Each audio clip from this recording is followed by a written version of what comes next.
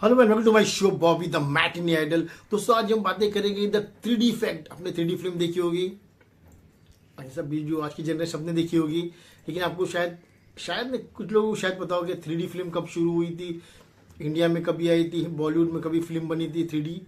ये कुछ लोगों को पता रहेगा, हालांकि मैंने तो वो दौर देखा है तो मुझे पता है। हालांकि जो वर्ल्ड की पहली 3D फिल्म थी द पावर ऑफ लव 1922 में बनी थी, फर्स्ट 3D फिल्म दुनिया की। तो अमेरिका में तो साइलेंट फिल्म, लेकिन 3D फिल्म बनाई थी उन्होंने। जस्ट इमेजिन 1922 में बनाई थी उन्होंने साइलेंट फिल्म, 3D फिल्म। दो डायरेक्टर ने मिलकर फिल्म बनाई थी वो 1922 में। लेकिन इंडिया में मलयालम सिनेमा में सबसे पहले 3D फिल्म आई 1984 में आई। माय डियर कुत्तू पुट्टू ऐसा कुछ था नाम था। बाद में उसको डब करके हिंदी में डाला छोटा चेतन। छोटा चेतन वॉज एक्चुअली द फर्स्ट।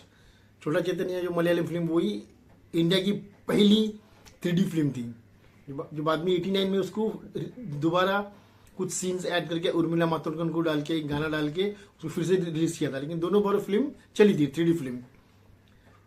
और हिंदी की पहली 3D film was producer Raghuvan Sippy और डायरेक्टर राज सिप्पी की शिवा का इंसाफ, स्टारिंग जैकी श्रॉफ, पूनम ढिल्लन। ये वो पहली बॉलीवुड की 3D फिल्म थी और वो फिल्म मैंने गेटी गैलेक्सी में देखी थी। और आपको इंटरेस्टिंग बात बताओ, उस पिक्चर का जो पोस्टर लगाया था, पोस्टर इतना बड़ा ह्यूज पोस्टर लगाया था, और वो भी 3D पोस्टर लगाया था।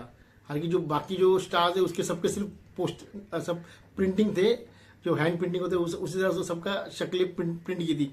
लेकिन जैकी श्रॉफ जो पिक्चर के मेन रोल थे उनका तो बड़ा कटआउट लगाया था, और जो उनके कपड़े थे वो भी रियल कपड़े जैकी श्रॉफ को पोस्टर को पहनाए गए थे।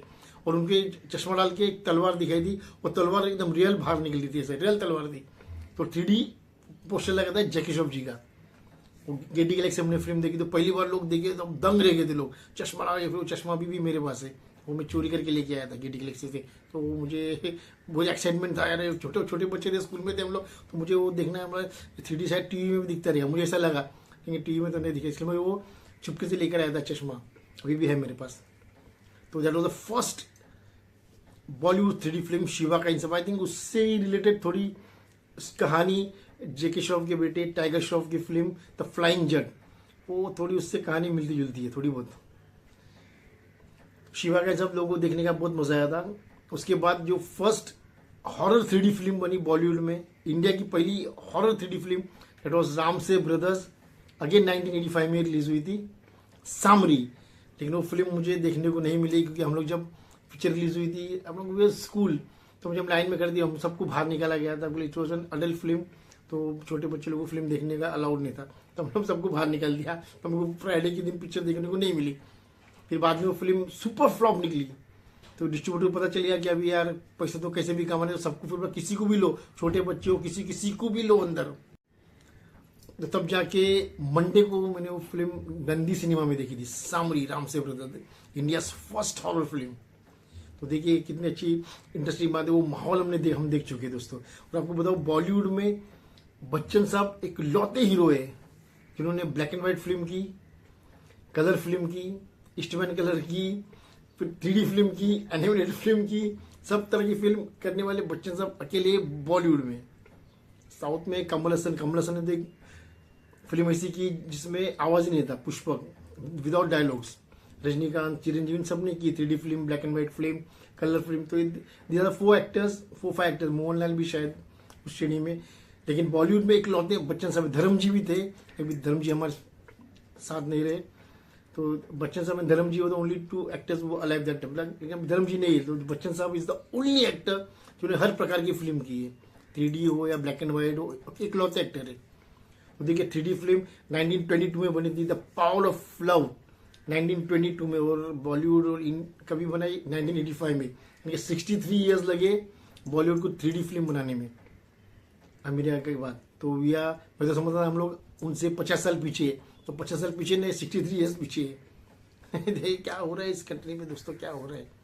तो और अभी वो पहले 3D फिल्म क्यों कम बनी थी, क्योंकि 3D फिल्म बनाने का खर्चा बहुत था, it's too expensive to make a 3D film.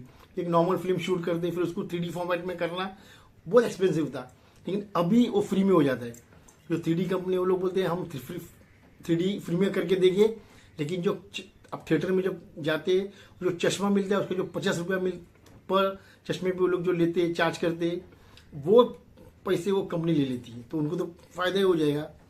तो अगर पिक्चर 1 करोड़ लोग देखते हैं 3D में, तो 50 करोड़ ऐसे ही मिल जाते हैं।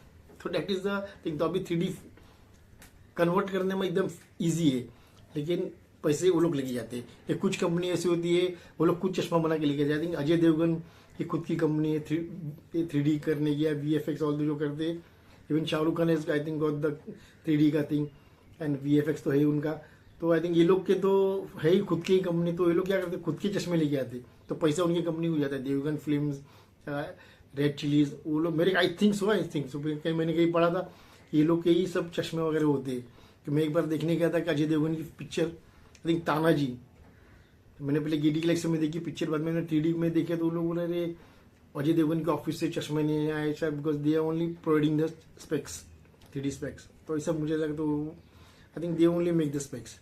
तो ये मेरा छोटा बड़ा नॉलेज था 3D फिल्मों के बारे में, जो मैंने जब छोटा था तब मैंने देखी थी, अब भी देखता हूँ।